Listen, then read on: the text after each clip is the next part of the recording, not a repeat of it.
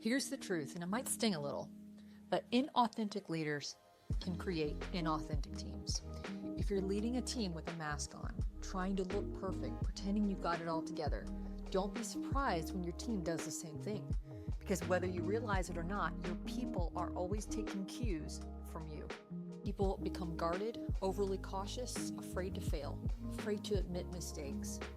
And you know what that creates? Stagnation. No innovation, no real trust, just a bunch of people playing it safe. The truth is, vulnerability and authenticity are not weaknesses. They're the foundation of trust. They're the reason people will actually follow you, not just comply with you. Now, I'll be honest, depending on your personality type, this is harder for some than others. Take an Enneagram 8, okay, our passionate protector. They don't like to show vulnerability because they equate it with weakness, and weakness feels unsafe to them. Or a type 3, the admirable achiever. They fear failure and want to be seen as successful, so letting their guard down feels like it could shatter the image of who they work so hard to maintain. Even a type 1 or moral perfectionist can struggle with authenticity because they have such a loud inner critic telling them to keep it together, to always be right, to always be good. While they value truth, being transparent is often difficult for them.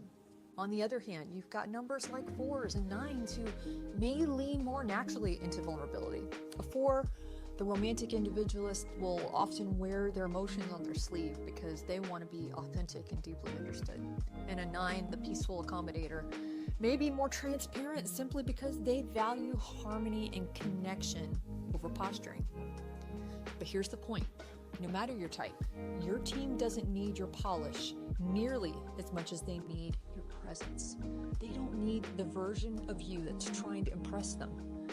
They need the version of you that's honest, human, and willing to admit, hey, I don't have all the answers, but I'm here with you. That's what builds loyalty. That's what creates teams that are willing to take risks, try new ideas, and be honest when things aren't working. Here's my challenge to you. Take a good look in the mirror. Ask yourself, are you modeling authenticity or are you modeling a mask? Because your team will always follow your lead. If you want openness, if you want trust, if you want creativity, you've got to go first. And if you don't know where to start, that's where I come in.